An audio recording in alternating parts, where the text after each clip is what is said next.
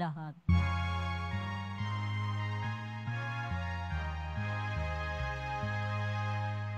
Alleluia,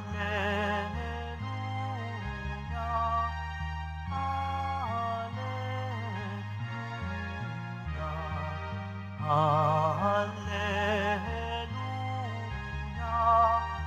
alleluia.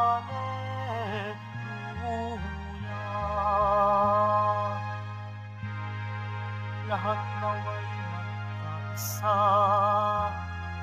kay Kristo at sa Diyos Ama, nang tanay sumampalataya. Alleluia, alleluia, alleluia.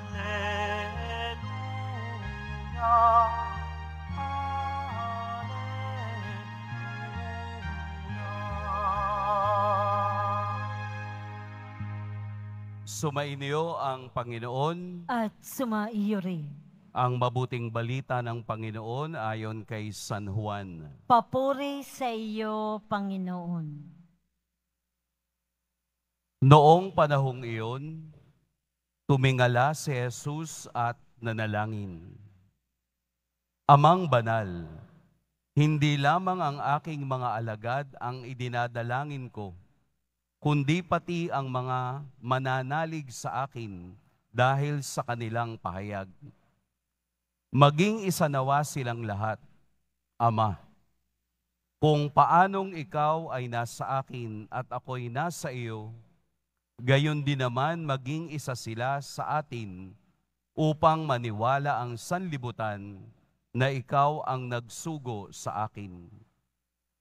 Ang karangalang ibinigay mo sa akin ay ibinigay ko sa kanila upang sila'y ganap na maging isa, gaya nating iisa.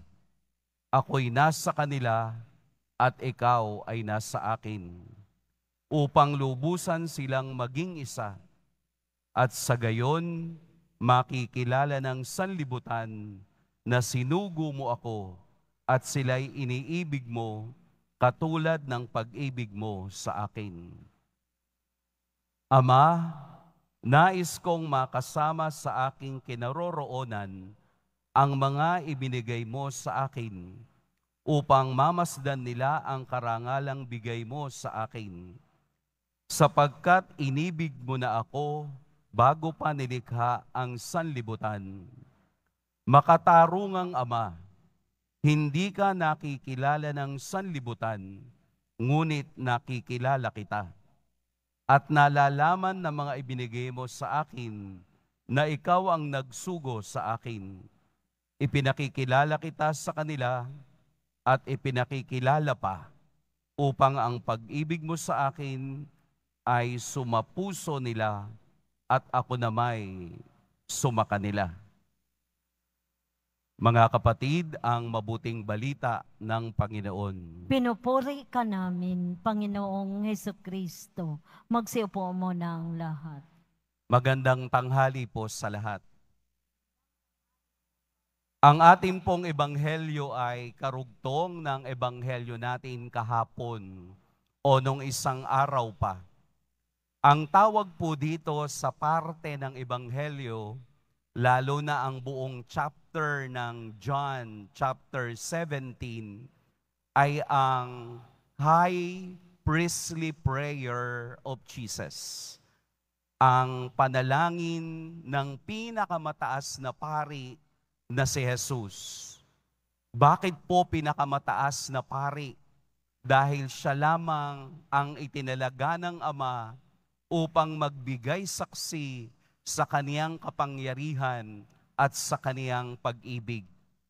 Ang buong panalangin ito ni Jesus ng chapter 17 ni St. John from verse 1 to verse 26 na ating napakinggan ay nahahati sa tatlo. Mula verse 1 hanggang verse 5 ay ipinakilala ni Jesus ang kaniyang sarili sa pamamagitan ng pagpapakilala sa Ama. na ako at ang Ama ay iisa. Kung papaanong iniibig ako ng Ama, gayon din naman iniibig ko kayo. Ito ang pagpapakilala ni Jesus sa kaniyang mga alagad. Ang chapter 6 hanggang chapter 20 ay pagpapakilala man ni Jesus ng kaniyang mga alagad.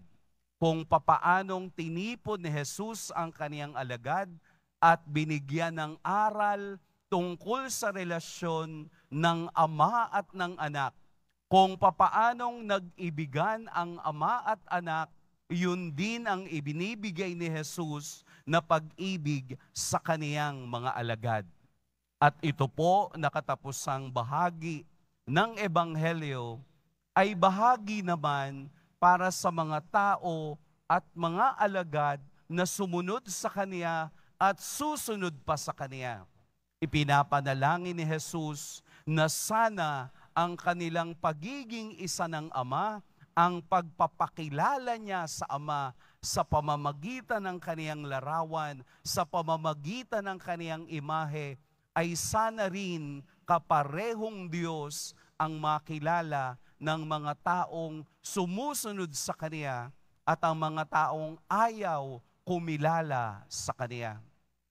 Siya ang ating nagiging tagapamagitan. Si Jesus, ang ating poong Nazareno, ang pamagitan natin at ang pinakamataas na pari na nagdadala lahat ng ating panalangin sa Ama. Sa trono ng Ama, sa kaharian ng Ama, sa kalangitan ng Ama, ito ang kaniyang pangako, na upang ang lahat ay makilala ang Ama, ang larawan, ang imahe, ang halimbawa, ang mga gawa, ang mga himala ni Jesus, ang nagpapakilala kung gaano kamahal ng Ama ang kaniyang anak. At ito rin ang paraan kung papaanong ipinakita ni Jesus kung gaano niya kamahal ang kaniyang mga alagad. Ito ang katunayan ng ating pananampalataya. Nasabi nga sa sulat sa mga Ebreo, maging matatag kayo sa inyong pananampalataya sapagkat meron tayong pinakadakilang pari na pumasok sa kaharian. Ibinibigay sa atin ang pagpapaalaala na sa kabila ng ating kahirapan, sa kabila ng ating pagpupunyagi, may isa tayong pinakadakilang pari na sa simula't simula pa'y itinataas niya ang lahat ng ating pangangailangan at ang lahat ng ating adhika. Ito ang ibinibigay na katotohanan ng Ebanghelyo ngayon. Nais kong makasama sa aking kinaroroonan ang mga ibinigay mo sa akin. Nais kong makasama sa aking kinaroroonan sa kalangitan. Gusto kong makasama ang lahat ng ibinigay mo sa akin. Ayaw ni Jesus, ayaw ng Diyos na mayroong mawawalay sa Kaniya. Gusto niya tayong lahat ay makasama niya doon sa kaharian ng Diyos. Along the way, tayo ang umaayaw. Along the way, tayo ang bumibitaw. Along the way, tayo ang napapagod. Pero sa kaniyang panalangin, sa kaniyang pakikiugnay sa ating lahat, sa banal na misa, sa kaniyang kaharian, ang tangi lamang makapapasok ay ang tunay na sumusunod sa kaniyang salita. Na tunay na kumakapit sa kaniyang salitang ako ang daan, ang katotohanan at ang buhay. Ang panalangin ito ni Jesus para tayo'y maging isa ay panalangin din nating lahat na sa kabila ng ating pagkakaiba-iba ng estado ng buhay, pagkakaiba ng pangarap, pagkakaiba ng kasaysayan, pagkakaiba ng karanasan. Gusto ng Diyos na tayo'y makaisa at maging isa sa kaniyang isip at sa kaniyang diwa. Malalim ang gustong iparating sa atin ng Diyos. Pero dahil sa ating pinakamataas na paring si Jesus, siya ay nagkakaroon ng pakikiisa sa ating kahinaan upang maunawaan natin si Jesus, ang anak ng Diyos na nakikisa sa ating sakit at hirap. Siya ay namatay sa krus upang tayo'y tubusin sa kasalanan. Nakikiisa sa ating weakness, nakikisa sa ating kahinaan upang maramdaman natin na sa bawat paghihirap ng buhay, sa bawat pagkapako sa krus, ay palaging mayroong muling pagkabuhay dahil sa biyayang patuloy na umaagos mula sa krus na yan patungo sa atin. Ito ang kaniyang tagapamagitan. Ito ang kaniyang pamamagitan upang makita natin kung gaano tayo kamahal ng Diyos, kung gaano tayo dapat makiisa sa kaniyang pagbibigay diwa sa pagmamahal ng Diyos hanggang sa kalangitan.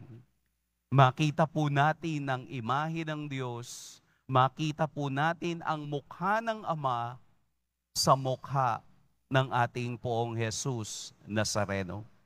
Pagpalain tayo ng Poong May Kapal.